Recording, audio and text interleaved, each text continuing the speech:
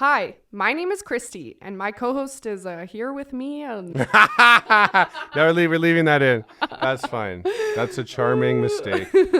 Welcome to Bonus Features, and Christy has been killing it online, and I've been myself. So we're starting a podcast. We're going to be covering the most interesting stories in the world, true crime, cults, maybe the occasional wholesome story too. And I believe you have a doozy for me today. I sure do. I have a very rare, unique story about memory loss and monsters. You got to call it amnesia. Memory loss. What sounds better? Amnesia makes me think of that video game. But it is that was a great game. It's Amnesia. It is kind of like that game too, the horror aspect of this story. God. Okay, well, I'm going to try to keep this funny, but if it is like the game Amnesia, that might be a bit of a struggle. It is literally called The Dark Descent.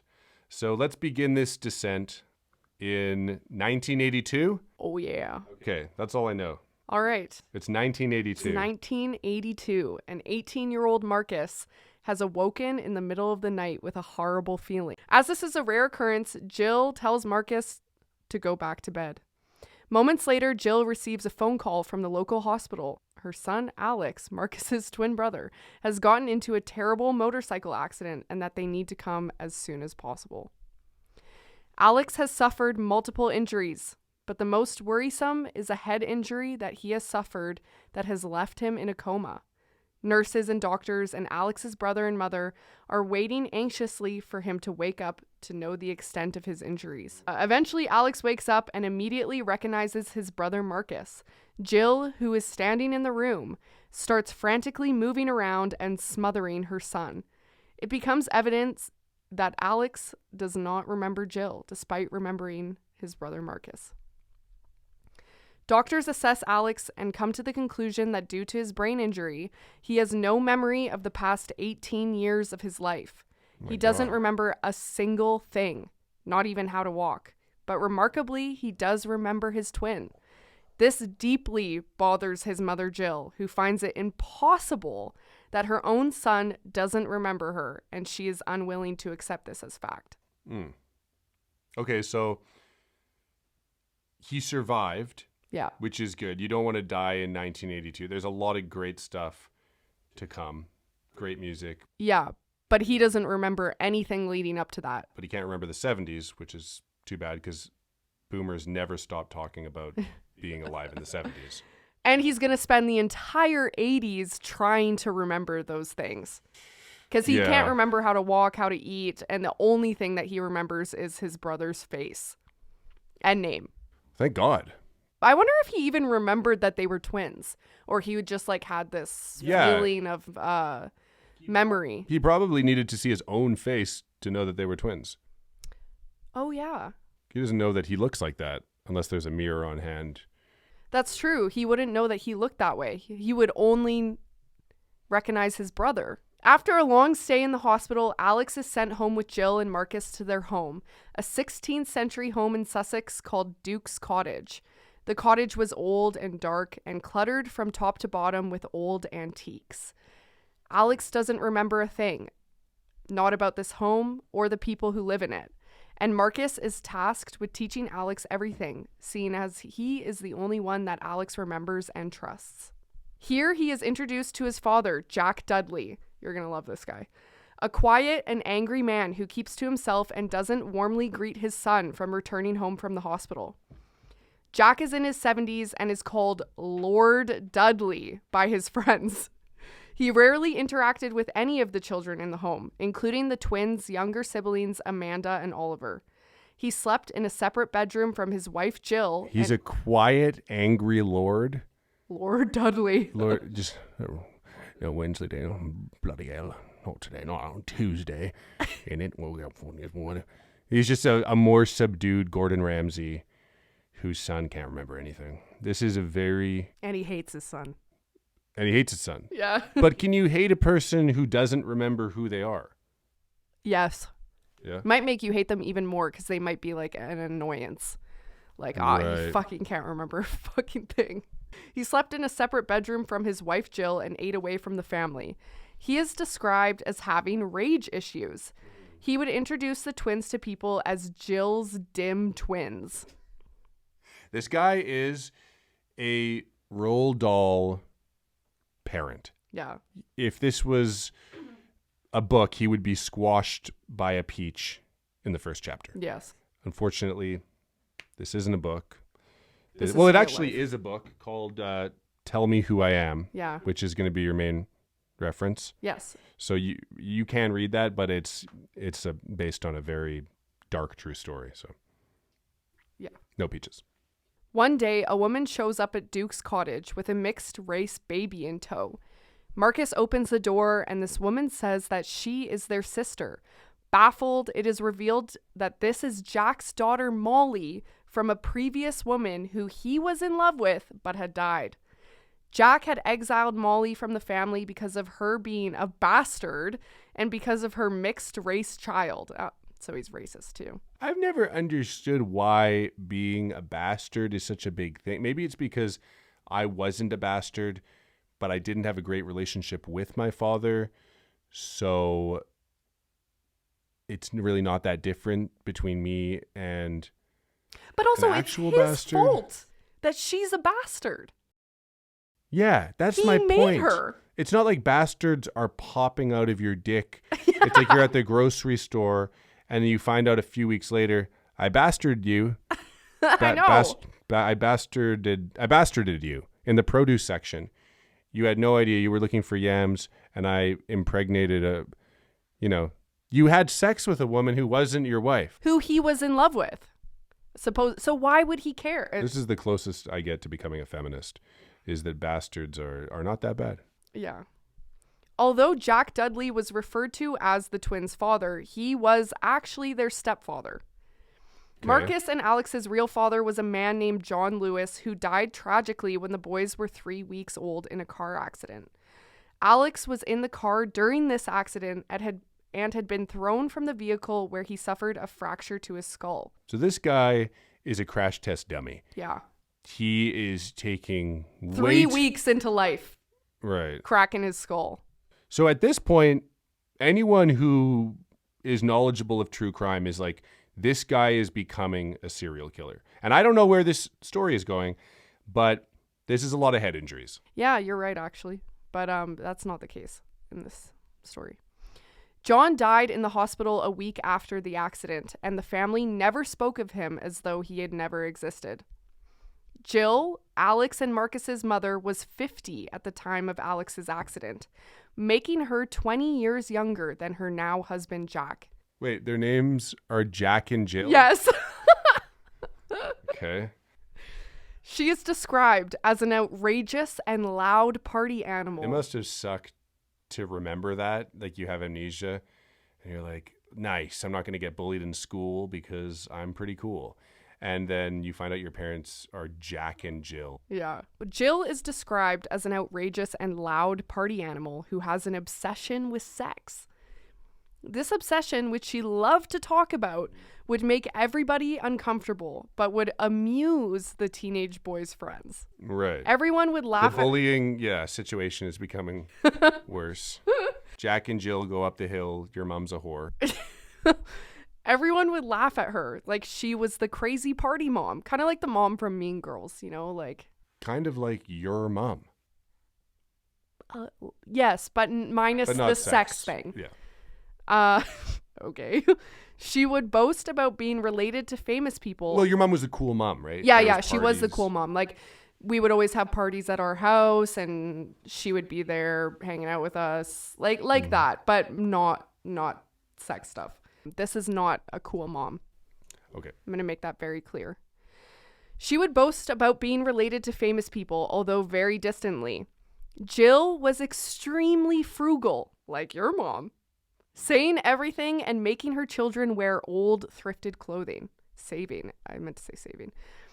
The children had no reason not to believe that their family was very poor because of this behavior. She craved male attention throughout her entire life, as though it was the most important thing to her along with sex, above her sons and her family. Jill, like Jack, had also exiled family members, including her brother William, Though the reason is unclear, she has forbidden anyone in her family from speaking to him or his children. Okay. Rumor has it that William had something to do with John's death. Jill was born in 1931 to an affluent family and was placed in a very religious Anglican school where she expressed a lot of Catholic guilt. This may explain why Jill swung so hard in the other direction later in life by being promiscuous. Prior to Alex's accident, he was working at the Bramley Grange Hotel. His boss, Pam Taylor, saw him as an unofficial son. After the accident, Pam went to visit the Duke's cottage, where she realized that Alex is not getting the care that he requires to heal from his accident from Jack and Jill. Yeah. I don't think I can say Jack and Jill seriously. No, it makes the whole thing sound like a nursery. Yeah, it does. Cracked his head. He forgot everything. He is Humpty Dumpty. His parents are Jack and Jill. The cow's going to jump over the moon. Just say Jack and Jill. It's okay. It is very clear that Pam is not a fan of Jill, and so Pam offers to take Alex into her home where he can get the care that he needs. Pam and her husband, Ken Taylor, have a disabled daughter of their own named Gail, who was never expected to live, but due to the care of her parents, she became somewhat of a miracle. Although Alex has no idea who these people are, he goes to live with them because of Marcus's word of approval. Here, Alex lives for a couple of months, getting the care that he needs before returning home to the Duke's cottage. Life at Duke's cottage was strange. The boys slept in a shed out back that had no heating, and neither of them were allowed a key to the home.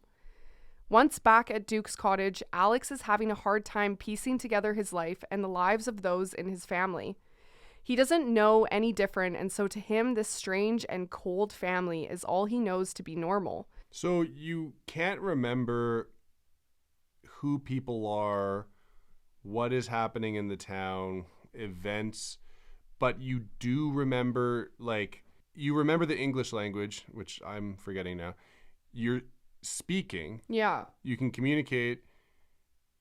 You just don't know, who people are. Yeah. He didn't really... You know what a fork and a spoon are when you see them? No, he didn't. You don't? No, he didn't. From my understanding, he didn't. And that, I don't know, he must have known the English language because he was communicating with his brother. But from my understanding, he really didn't remember anything. They even had to teach him how to walk again. Very minimal. In regards to his language, I'm not sure how much of that he remembered. You want to know to what extent he had lost his memory. Well, we're all picturing this guy right now. And is it he's walking outside and he's he doesn't remember what gravity is. He thinks he can how much did he forget? So his brother Marcus was teaching him everything. Yeah. And he honestly had the opportunity to tell him different names for different things or totally fuck with him. It's the ultimate troll situation. You're the way that you pay for food at the grocery store is grabbing that bulge in the man's pants and tugging on it. You need to wipe from back to front, and by front I mean your mouth. It's really... I would be really interested to hear if he did do something like that. He had to throw a couple of those in there. Although Alex and Marcus would often seek sanctuary at their friends' family homes, the Hudsons and Brockways, who also had children the same age as them. Whenever Marcus and Alex would go to visit family or friends of their own, Marcus would give Alex spark notes on who the people were so that when Alex saw them, he could pretend he remembered them, which was easier than explaining his memory loss. That would have been a good opportunity for something like that. Yeah. To say that somebody was named something else or he was maybe dating somebody that he wasn't, You're dating Sydney Sweeney. She's a movie star, and you're going to want to make a TikTok just talking to your girlfriend. You're in a long distance relationship with Sydney Sweeney. That would be the modern equivalent of that. 2 years prior to Alex's accident in 1982, they attended a New Year's party in a large barn that changed their lives. Here they met their core group of friends that would describe the twins as extremely likable. Well, yeah, I mean, one of them can't remember how to be mean. This is before his accident. Oh, my bad. The twins would play pranks on them by switching ties and confusing them as to who was who. Between this group of friends and the Hudsons and Brockways, they were able to seek refuge from their cold and uncomfortable home life even after Alex's accident. Wait, this is before the accident. I just briefly mentioned how they met their friends. Okay. Yeah. Both Marcus and Alex suffered from dyslexia and never got a proper education, with no help from Jack or Jill. By the age of 16, both of them could hardly read or write. Marcus channeled this into woodworking, which became extremely useful for him, where any form of education for Alex was completely derailed by his accident. In the months following Alex's accident, Jill was still unable to accept that her son didn't remember her. She only made one attempt to try to get him help, though it may have been at the mercy of her own narcissism. Jill took Alex to a healer named Vivian, who specialized in hypnotism. Now this is your mom. I'm not. This trying is to also say, my mom. This is your mom. That is something she would do. Yeah, it is. Jill was hoping that Vivian could hypnotize Alex into remembering her. But the only thing that Vivian did was give Alex hope to a better future, claiming that he would become successful with his brother Marcus. You can't hypnotize people into remember. Oh, maybe you can. Okay, yeah. It's a little delusional, though. Like, your son has suffered a traumatic brain injury and doesn't even remember how to walk. Yeah, you gotta whack him again. And you're prioritizing hypnotizing him. You gotta whack him again. You gotta bonk those memories back in. It's like you've got your PlayStation at one start. You give it a little shake. You gotta jostle things back. Right. He's already had 2 head injuries. Third one's the charm. In 1984, 2 years after Alex's accident, Marcus left Duke's cottage to live with his boss, Gordon Richardson, in Scotland and continued his woodworking skills. Marcus felt uneasy leaving behind Alex, Amanda, and Oliver, as he was aware that Duke's cottage was unsafe for children. Marcus lived with the Richardsons for 2 years before Gordon persuaded him to move on with his life and gain life experience elsewhere. Although Gordon and his wife Jill became somewhat of real parents to Marcus. These 2 brothers have a thing with living with their bosses. Yeah, I've never met a boss who I would want to go home with and live with. That's just me either. That's actually, yeah. You know what? Some of them were cool, but it's just the relationship of boss. You know, it's like you meet bosses and they're always good in the beginning, and then like you're like, I could be friends with this guy, and then like a week later they're like, let me just ask you to just when we say 9 a.m., we mean 8:45. It's kind of, if you're on time, you're late. If you're late, you're fired. It's just we make it fun here. And you go, oh, I hate this person. Maybe things were different in the 80s. Yeah, I don't think they had as much of a work culture. Mm-hmm. They were chilling. Right. Especially in the English countryside. Is this the countryside? I'm visualizing countryside. Yeah. Is that what this is? Yeah, like it was a big property, a big old property. Following his time in Scotland, Marcus decided to travel the world instead of returning to Duke's cottage. After a while, he ended up in Australia, where he asked for his twin brother Alex to join him, which Alex eagerly agreed. Because Jack and Jill refused to help the boys financially in any way, they had to become creative in the ways to fund their travels. One of these ways was selling hair bands to Swedish girls at a marked up price. It sounds hot. It sounds sexy. But it's not going to go in a fun direction. From what I was gathering, I guess that Marcus was dating a Swedish girl, and that at the time, like, all these Swedish girls were wearing like specific hair bands. Right. And they managed to like get like the Temu version and then like mark it up, and they became known as like hairband boys. At one point in their travels, Alex had phoned home from Malaysia in desperate need for help as he had lost all his money. Jack heard that a collect international call was coming in from his son Alex, who desperately needed financial help, and Jack declined the call. Because of this, Alex ended up on the streets of Malaysia, homeless for some time before the Hudsons caught wind of his situation and helped him out without a thought. So he's homeless in Malaysia and has no memories. After months of traveling, the twins got a call from home to inform them that their father Jack was sick and that Jill wanted them to return home to help care for both of them. Alex felt obliged to return home and care for his parents, but after talking it over with Marcus, who felt very differently, they decided for the first time in their lives to say no to their mother. This, as you can imagine, caused Jill to freak out.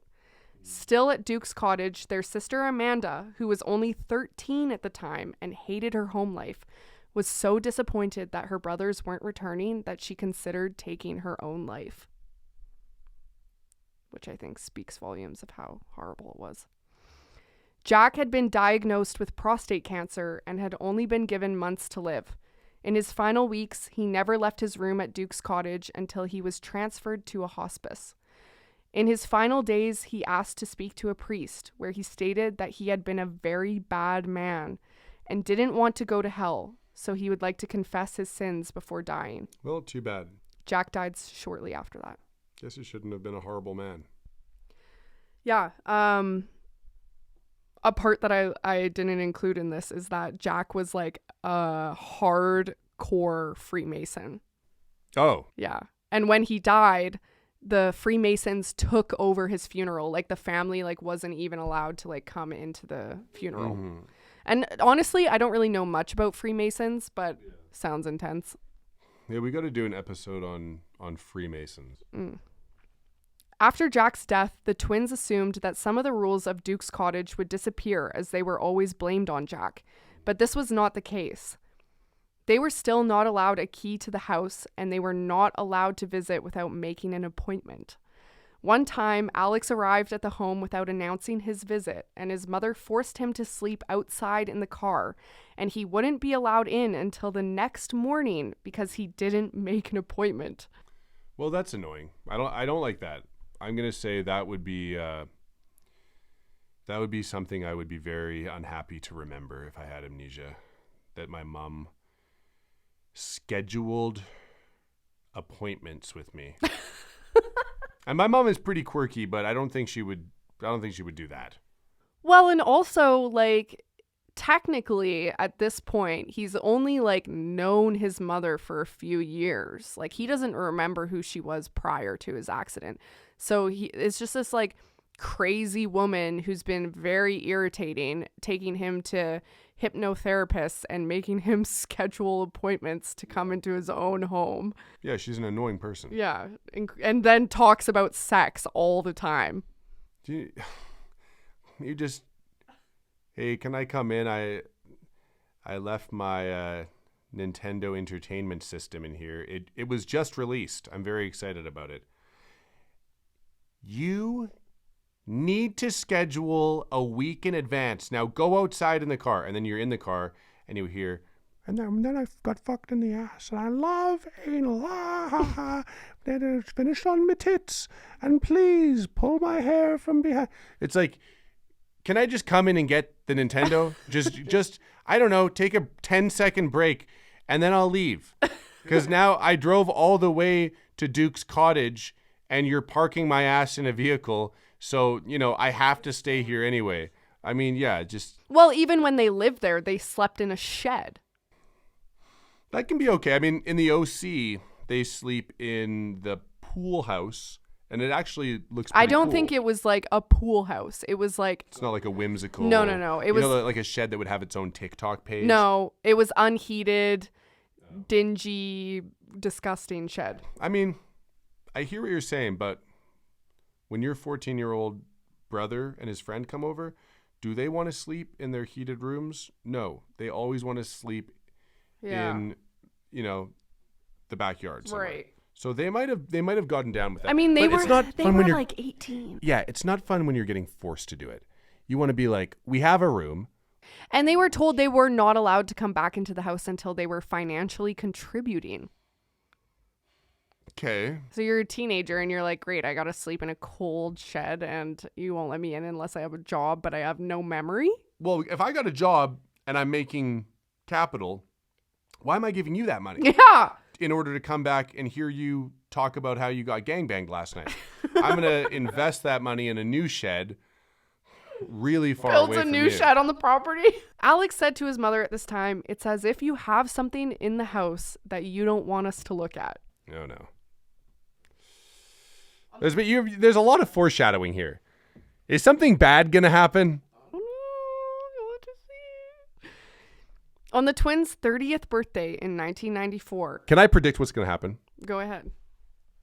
I think the mom was a secret crime fighter. And the reason she was always so strict about, like Batman, great guy, but Bruce Wayne, he's always talking about sex. He's a bit of a womanizer, a playboy, and that's his persona. So you think that Jill is Yes. like Bruce Wayne?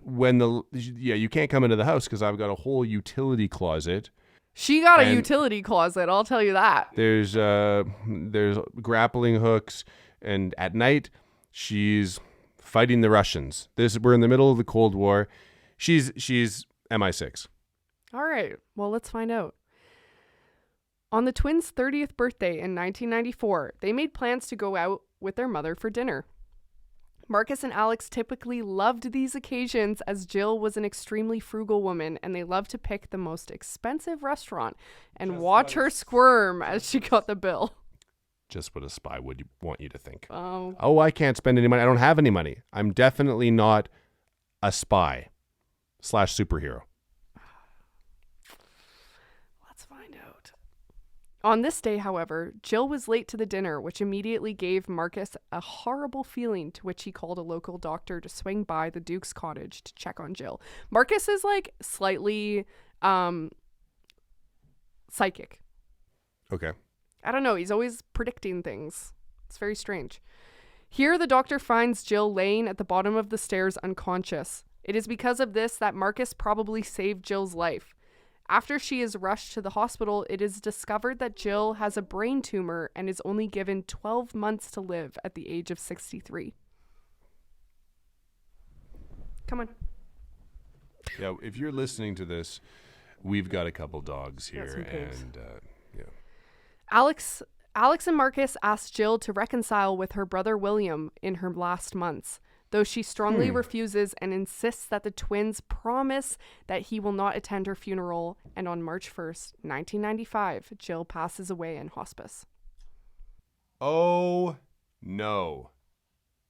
I don't know. I don't. The really- end. I don't. Just Yeah, kidding. that's episode 1. You can follow us for more and. Alex felt as though he was grieving the loss of his mother alone, as Marcus and Amanda and Oliver seemed to be relieved. He couldn't help but wonder why this was. For the first time in their entire lives, the children finally had keys to the Duke's cottage, and the feeling of having freedom in their own home was entirely new. No schedule. No schedule. No shed. No shed. The funeral was held at the cottage where William made an appearance.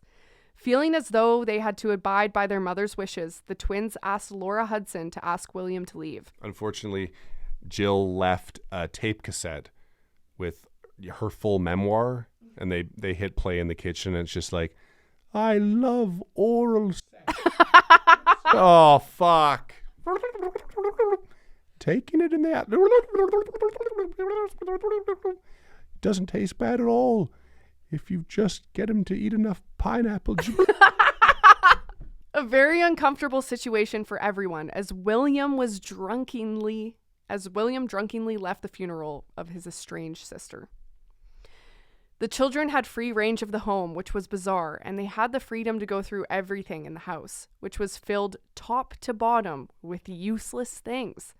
Strange that a penny pincher would keep so many meaningless items that could be worth something. The bathroom was so full of items that the door couldn't even be opened. Here they found things like old clothes, cartons of unopened cigarettes that were decades old, earrings hidden inside a grandfather clock, and stashes of cash all around the house in the floorboards and curtains. It became clear that their deceased mother was a hoarder, and with the help of their friends exploring the house, this became a fun treasure hunt. Oliver, who was now 19, found an urn with a passport on top which belonged to Jill's brother Stuart, and another urn which belonged to her mother. They stacked all the urns in a closet. That means the uncle, grandma, and their mother and father were all stacked on top of each other in a closet. Hey, can I use your bathroom? Yeah, it's just right down the hall. No, that's my urn closet. Oh, you're covered in ancestors. Well, have I ever told you I love giving head? Hidden in the back of the closet was an old shoebox filled with envelopes addressed to the children dated all the way back to 1965, the year that the twins were born. Happy birthday cards and holiday cards with money inside of them that hadn't been spent. Why did she keep these cards? And Wait. She would write a birthday card, fill it with money, and then just not give it to them? No. They were from... Oh. No, they were from family and friends, and she just wasn't giving them to the kid. Wow, that's really mean. Yeah. That would piss me the fuck off. Although, I'm a terrible spender, and it would actually be nice in a way to be like, oh, this is now I have all this money. She wasn't spending the money, obviously. It was all still there. And if that were the case, why not just give the card to the kids so that they could read it and take the money out of it? But she wasn't even giving the card. Like they had no idea that these relatives were even contacting them on holidays. In the attic, there were dozens of boxes filled with letters from anyone who ever sent her a letter.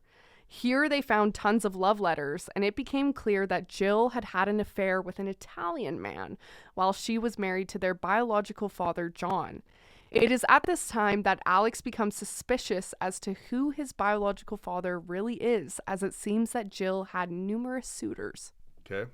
A small door was discovered in the back of the closet that was unlocked with a key found. You're really just building this. I have a very ominous feeling right now that something bad is about to happen. Yeah. I don't think they're going to find like the cotton candy room.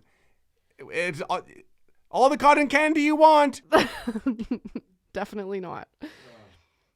This room was filled top to bottom with sex toys and lingerie. Sex toys and lingerie of the mother variety. Yeah. The twins were not ready to deal with this firsthand, even though they knew that their mother had an obsession with sex. And they're 80s sex toys. That takes big batteries. Yeah, no, and they're probably older than that too. You're right. Yeah, they're like 60s, 70s year old. Oh, that's not good. So they made their friends clean out the closet. And they saw their friends come down the stairs with bags full of sex toys. I couldn't even convince a friend to help me move. Yeah. And we stopped being friends because I wanted him to help me just on the back end, and he lived 11 minutes away, and their circle of friends is removing their mother's sex toys. Yeah. You need better friends. Yeah, I need to get some of these friends. Oliver found a photo in the bedside table of Alex and Marcus at the age of 10, completely naked with their heads chopped off. Ooh. This deeply disturbed both Alex and Marcus, and especially confused Alex. Little did Alex know that this photo would open a can of worms that he could never imagine. The will is eventually read to all the children, where everything is divided evenly between the four of them. It is here that they discover their mother was worth an enormous amount of money. Yes! Which enraged the children, but especially Amanda, as the mother acted and kept them living as though they were in poverty. Yeah, that is annoying. What was she doing with the money? What was she doing at all? What is this bitch up to? She was selling antiques. Back at Duke's cottage, Alex discovers a business card for Vivian, the woman who his mother took him to see all those years ago for hypnosis. Alex decides to sign up for one of Vivian's inner child visioning classes. Thanks for having sex with me after you hypnotized my son. As it seems like a lot of the things she had predicted had come true. It is during this class that Vivian reveals to Alex that she feels as though there is a dark past of sexual abuse within his family, and she urges him to talk to Marcus about this. Wait, she told that? Wait, hold up. She said that in the original hypnosis? No. Or later? I'm looking. When they're clearing out the house, he finds her business card, which reminded him of this hypnosis thing he had with her when he was younger, and a lot of the things she had said had come true, like that he would get a business with his brother and he would travel the world. And so this story really, it has it all. It is a soap opera. Amnesia, secrets, psychics that are actually right. Yeah. So he goes back to see her, and she says it in this class that she sees dark past of sexual abuse. Well, did he tell her about the closet full of sex toys, hidden money, and... Not that I am aware of. Because that would, But she also knew his mother. So maybe she had some inkling as to what was going on. That's not really being a psychic. That's more like, I know your mom and she's fucked. But go on. She urges him to talk to Marcus about this.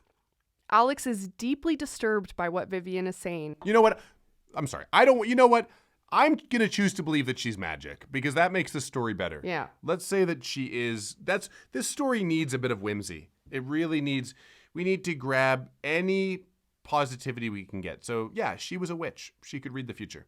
Eventually, Alex works up the courage to ask his brother Marcus what he believed to be such a ridiculous idea if there was any sexual abuse within their family. What is happening in my past? To the surprise of Alex, Marcus reveals that this is true, and it was at the hands of their mother, Jill. Marcus refuses You're just gonna drop that on me in one sentence? Yeah. You don't think that maybe that deserved a more... like a paragraph with a hard beat? Oh, I'm getting there. All right.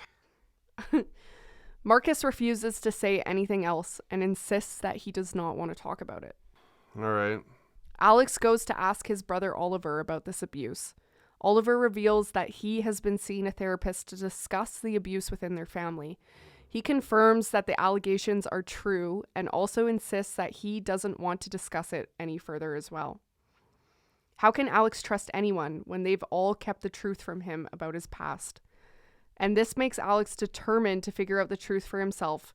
And this was the first time he was piecing together his life without the help of his brother Marcus. Alex goes to talk to the Hudsons, where they tell him that they knew nothing about the abuse within the home.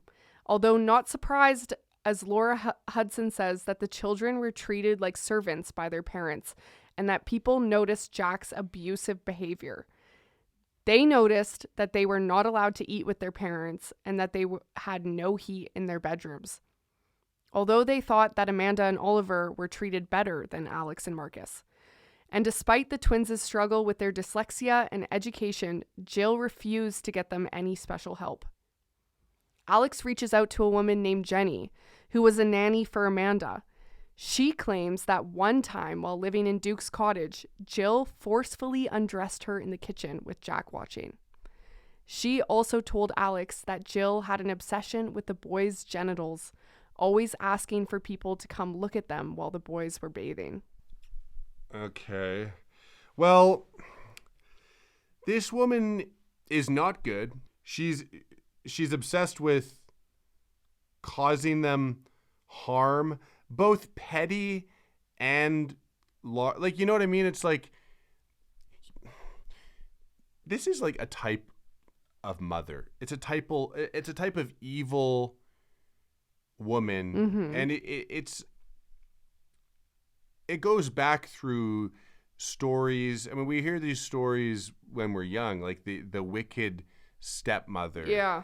She's giving stepmother. It's actually very creepy that she's the biological mother of these kids, because this is the whole like go into the dungeon and sweep for 6 hours and they feel all warm. But I mean, sadly, it happens in real life. I mean, I heard this story of this mom who she got like a new boyfriend, so she became the stepmother of this kid. Horrible story. She locked the little girl in a room and she starved her in this room, and she would bake cookies so that the girl would have to smell the cookies until she died. There's mothers that will put their autistic kid in an ice bath and make them, and what is that documentary about the trials of Gabriel? Yeah. Oh my God. They get a sadistic thrill from causing harm to children. It's and to children connected to them. Yeah, I mean, if you're one of these people, write in, and we definitely will not forward your information to the FBI. We just want to talk. We just want to get insight. Yeah, it's research. So you have there's something called podcasters confidentiality, and it means that you are fully protected, and you can tell us all of your crimes. It's a safe space. May not actually be a safe space. It is around this time that Alex starts to get a better idea of the man known to be their biological father, John. John and Jill met in 1953 and wrote many love letters to each other that were found in the attic of Duke's cottage. The couple were married in 1956, and you can tell shortly after their wedding the relationship became rocky. The love letters were no longer sweet, and the handwriting was sporadic.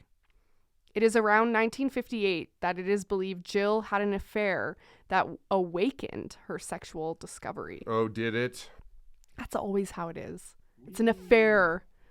I'm suddenly a whore. Don't call her a whore. She's not a whore. I love a good whore. Jill wrote to John from Italy that she wasn't coming home and that she was unhappy in their marriage.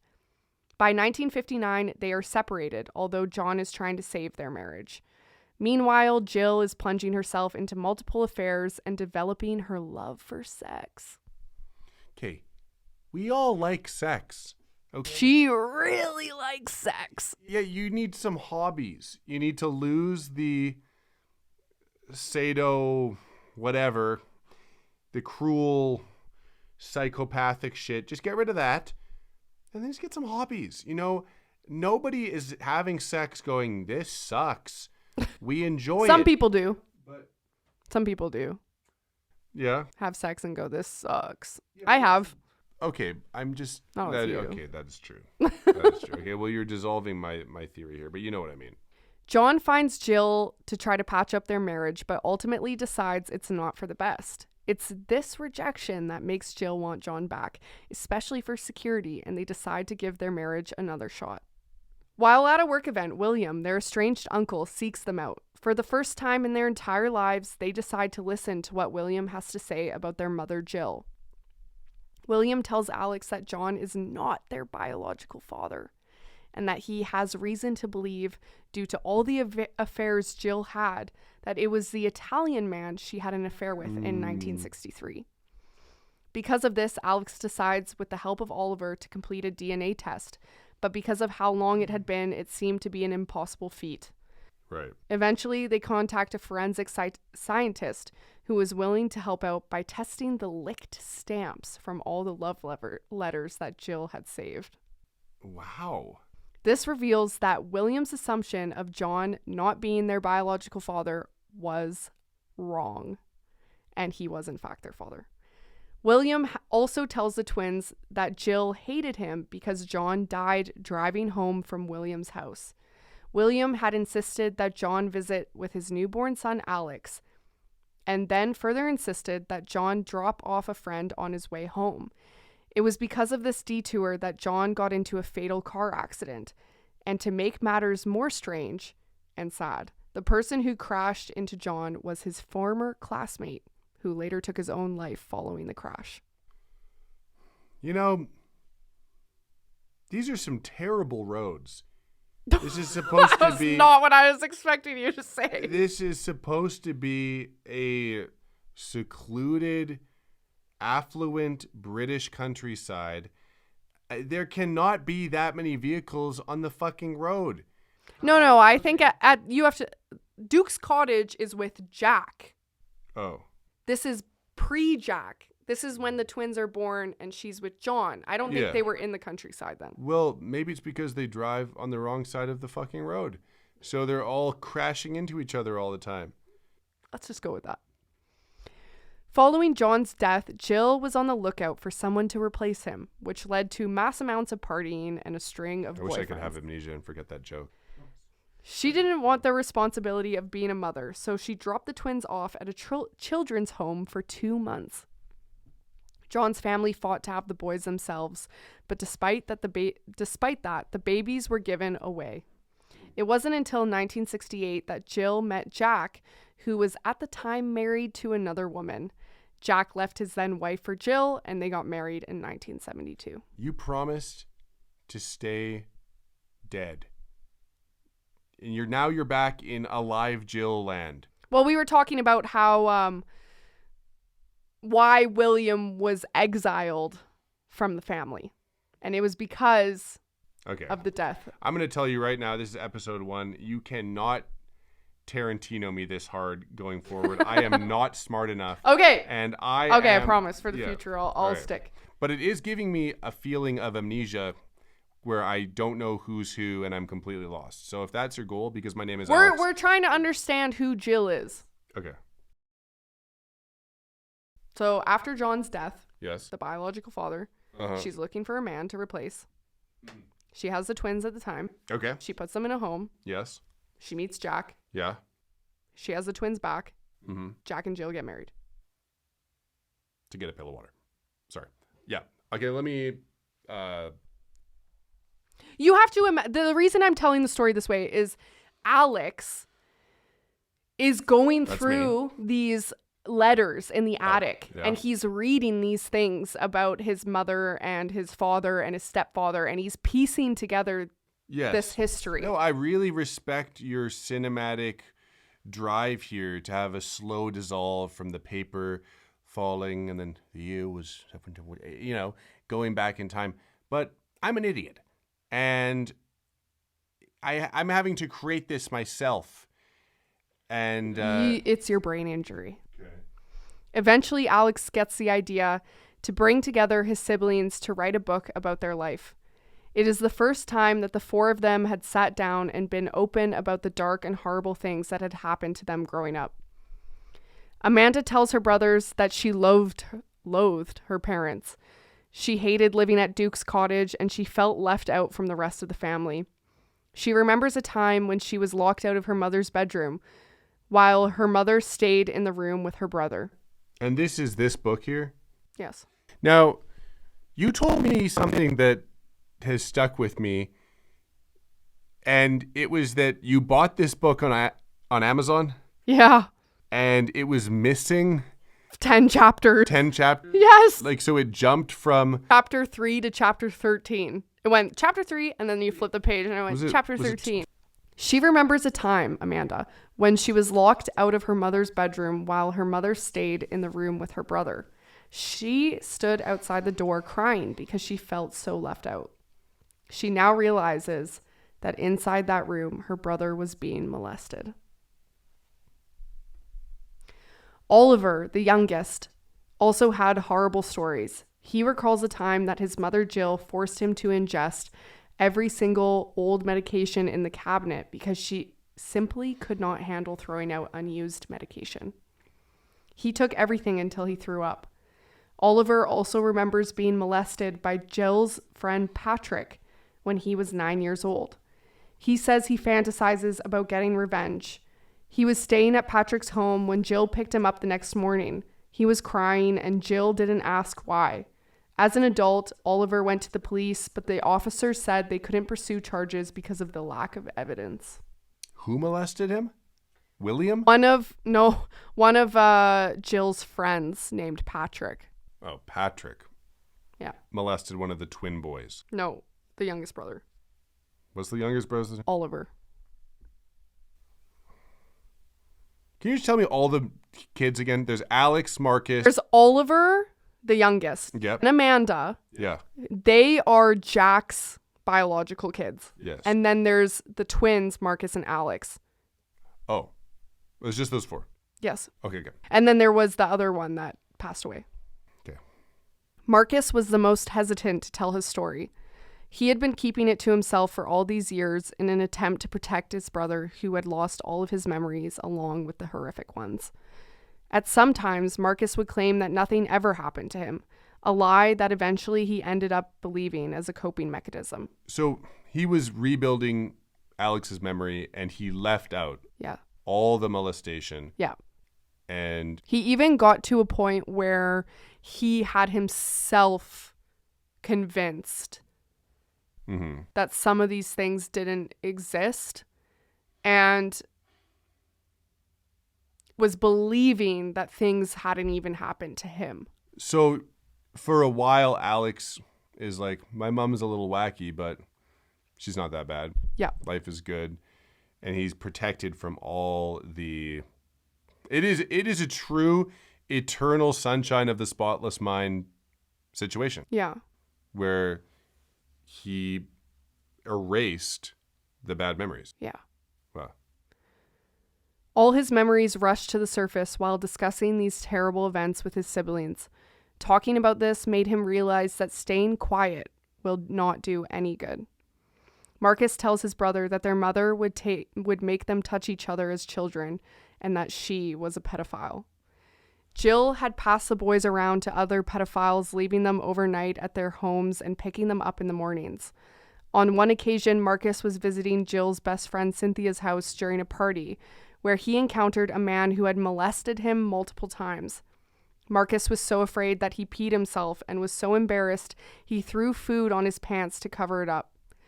Marcus says that it all stopped when he was 12 years old and she dropped him off at a famous painter's house. For the first time, he wasn't going to let this happen, and he told the man no and ran away from the house, finding his way back home. This shocked Jill when she woke up to find Marcus back at home the next morning. After that, Jill never took them to another pedophile's home again. So she was passing him around. Yes. Making money off her son, letting him be... Not sure if it's making money. I'll get to that. Up until this point, Oliver believed that Jill didn't know about Patrick molesting him, but it now has become clear that she was the one who organized it. The reason is still unclear why Jill was passing the boys around to other pedophiles. It was unlikely it was for financial gain and more likely for a barter, maybe for access to other boys herself. Oh, that's worse. But this is not confirmed. Okay. It could be a pedophile ring. Yeah, like they're passing them around to each other. Oh my God. Finally, Alex was given the answers that he had been searching for many years. He is finally able to heal and come to terms with who he is. Both Marcus and Alex are happily married with children of their own who they are very protective of. And most of all, they have each other. And I wanted to end this story by a statement from Marcus. He said, "I have many regrets in my life, but keeping quiet for so long is by far the biggest of them all. The more we speak out, the harder it is for them to win and feed their addiction. Nice people can be pedophiles too. It's not just men in flasher coats, it's everywhere. It is at this point I should tell you that if my mother were still alive now and I had the courage, I would know I would be compelled to do everything in my power to put her behind bars. I firmly believe we are products of who we are inside, not products of the things that have happened to us along the way. The glass is half full all the time, no matter who you are. I have had so far a fascinating life and do so many amazing things along the way. I have a fantastic wife and 2 amazing kids that I love with all my heart. I am a very lucky man and will endeavor to keep it that way." All right. Well, that's a good speech to hear regular speed. I would say even just slow that down. Let that sink in, because that is true. We've all had bad things happen to us, you know. Maybe not as bad as that, maybe worse, but it doesn't really matter, right? It's not about how bad it is compared to somebody else. I mean, that is your burden. And, when I was like 12 years old, I got hit in the head at a swimming pool. And obviously, this wasn't like brutal sexual assault, but sometimes it's just that act of somebody getting away with something. Somebody hurt you when you were young and they got away with it. That can affect you a lot, right? Because we, especially as children, I mean, we should always think this, but especially as children, we expect people to be good. Yeah. We expect adults to protect us and be good. And I was in the change room at the pool after swimming, and my mom went into the women's, I was in the men's, and I went to just move a towel. This towel was on the bench, and it wasn't my towel, but I was like, maybe my stuff is underneath because I couldn't find it. So I just moved a towel, and this guy hit me in the back of the head. And of course I start crying because I'm a kid, and I go and I talk to the staff at the pool, and the guy comes out. He goes, "Oh, that guy was stealing my stuff. He was This robbing." child was. Yeah, there's a crime ring here, and he was stealing my stuff, and that's why I hit him in the head. And my mom, she is not the most assertive person. She's not good at confrontations like this.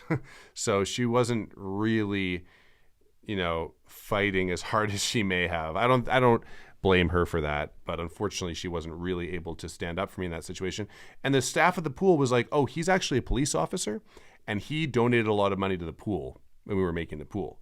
So I was thinking about that last week, and it made me really mad. And I don't know. I mean, if you're listening to this, write into the show. As I mentioned, it's a safe space, and we just want to wish you the best. But really, it was making me mad, and that's a good thing to hear. Something bad happens to you. A lot of people go through bad stuff, and you can forget it and be okay, but you can also remember it and be okay. And let's drink to that. Bubbly, pineapple, available in some countries only. And this is actually empty, so I'm going to pretend to take a sip.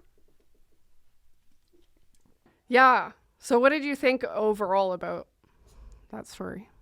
Well, I think that it is pretty unbelievable.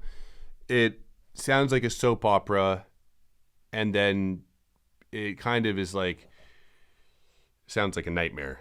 It's like it really is nightmarish. Yeah. I don't know. It's pretty shocking. I mean, it doesn't sound real, right? Yeah. It doesn't. It sounds like if you wrote that as a script, it'd be like, oh, come on. Yeah. He lost. There's twins.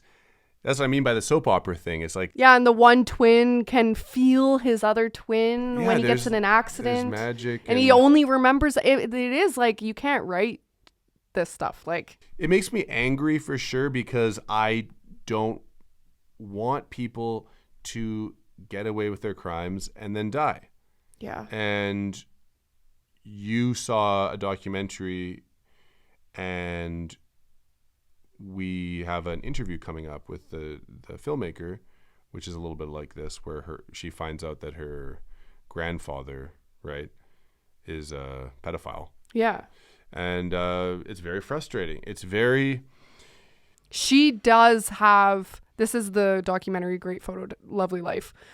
She does have the opportunity to talk to her grandfather about it before he dies, which not a lot of people do. Yeah, I think it's like if they die and they die and then the secret comes out, like Jimmy Savile, you go, well, that sucks. I wish they could have been confronted about it. Yeah. But then in another instance, you confront them about it, and it's infuriating because when you confront a pedophile, you don't get a really satisfying response a lot of the time. And then you go, wow, I wish they could have gone to jail. And then there's other instances where they go to jail, and yeah, I mean, I guess that helps, but like, It's actually funny that you bring up Jimmy Savile because there's actually a chapter about him in Tell Me Who I Am, which I would highly recommend that you guys read the book. I wasn't able to include all the details, especially about their personal life. yeah, because you were missing chapters. And definitely watch the documentary, which is also called Tell Me Who I Am. It's incredible. But yeah, there is a chapter about Jimmy Savile where the twins compare, I guess, the whole Jimmy Savile scandal came out around the same time that they were learning this stuff about their mother. And they said that... Wait, really? Yeah. And they said that the way that Jimmy was to the public and the way that he kind of manipulated the people around him into being this like boisterous, very exciting, ooh kind of guy. But like creepy and weird, yes, and off-putting, but it's like, well, that's just how they are. Was very similar to the way that their mother would act. Yeah. I hate whatever that genre of person is. Sucks. And so everybody much. kind of chuckles. Yeah, it's just like whether or not these people are like sexual predators or not, we all know this kind of person. Mm-hmm. And it's like they keep everyone at a low level of uncomfortableness. Yeah. So it's like it gives them a power in a way. Yeah. Where like nobody wants to be the person that addresses it because they move too fast. Like you're about to address it and then they're on to the next thing. And it's like it's so hard to pin them down and be like, have you noticed that Steve is like really, oh, that's just how Steve is. Yeah. And you're like, well, that's how they were with their mother. Like, yeah. Like she would be making jokes about sex, or at one point in the book, they mentioned that she wanted to like, I can't remember if it was like she wanted to show photos of like her sex with Jack to like their friends or like give them advice on their sex life, and like the family friends got like really uncomfortable and upset about it, and she would just be like she kind of like got off on them being uncomfortable. And this woman, I saw a picture, she is scary looking. Yeah, she is a large, frightening woman. I'm gonna make an Instagram and post photos because there are photos that are in the book that I could do like episode 1, so you guys could take a look on there if you want to see the pictures. But yeah, we'll make a little. They also mentioned at the end how their friend was talking to them about this incident, and said like, well, how do I look out for a pedophile around my children now that you guys have been through this? And they said, you can't. You never know. There's no way of knowing, which is very horrifying to say. Like, you put a dilator sensor on their penis and you show them pictures of naked kids. In this case, it's a woman. Damn it. Yeah. This is actually might be the only story I've heard of a pedophile woman. I can't think of another one. It doesn't happen very often. Yeah. There's bad women, but the sexually abusing kids woman is not a popular. And good for you, women. Because, we've got that market cornered, unfortunately. And I'm not happy about it. Well, and also, I kind of wonder why Jack said on his deathbed that he wanted to confess. Yeah, what did he do? What did he do? What did that fucker do? Did he know? Did he play a role in the passing around of children and they didn't know? Probably part of this Mr. Bean pedophile sex ring. Freemason. Yeah. Sex trafficking of children. It's very disturbing. And it's frustrating that we as a culture, I mean, I guess not us because we're Canadian, but Americans, our neighbors, there's stuff like this happening. Yeah. The Boy Scouts. Yeah. There's pedophile rings. The Catholic Church. These rings are there. And a lot of the time, they don't go after the rings. They go, It's Pizzagate. Hillary Clinton used a code word and we need to rush a pizza parlor. Yeah. Look, I love conspiracy theories too. It's fascinating. But just open your eyes and look at the creepy people in your town or the not creepy people in your town and figure out which ones are fucking with the kids. Yeah. And with that, we end episode 1 of Bonus Features. It has not been the most cheerful first episode, but it's been pretty fascinating. A lot of twists and turns. And we are I going can't to be... guarantee that we're going to have a lot of cheerful episodes. We will. I'm going to make sure that we have some. But it really is not... This is a don't hate the player, hate the game situation. As we try to grow this podcast, I would love to do more quirky, fun stuff. And we will have it, and it will be good. But people love the true crime. They really do. They love the suicide cults, and maybe loves the but we're maybe loves the wrong word. No, it's not. People are fascinated. No, we it's do. Like We love it. Rubbernecking.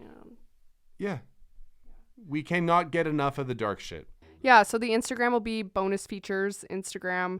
If you go there, you'll find the Patreon. And if you join the Patreon, you will get a bonus episode every single week.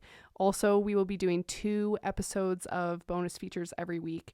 Our next one will be on Saturday. It is an interview with Amanda Mustard from Great Photo, Lovely Life, which is a fabulous documentary. You should also check out if you're looking to view any documentaries that are of this topic of monster pedophiles in the family. Yeah, what a fun You want to get more? A couple good documentaries are So Tell Me Who I Am, Great Photo, Lovely Life, Rewind, Capturing the Friedmans. Danny did tons of research for me to include in this podcast. I really didn't use any.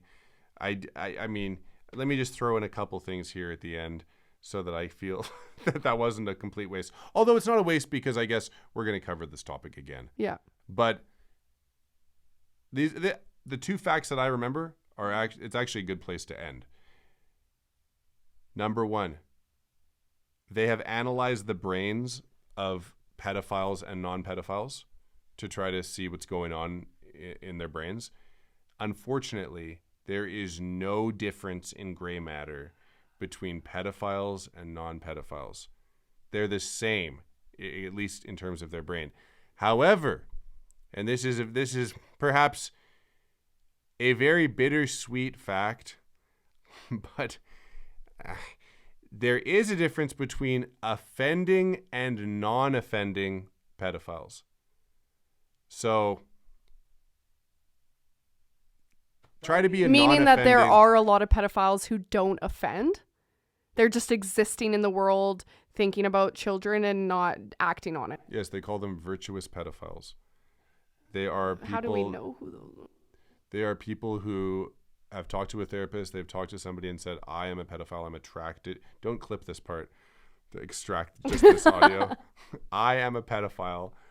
I'm attracted to children, but I'm not going to do it. So, yeah, that's they're usually higher IQ.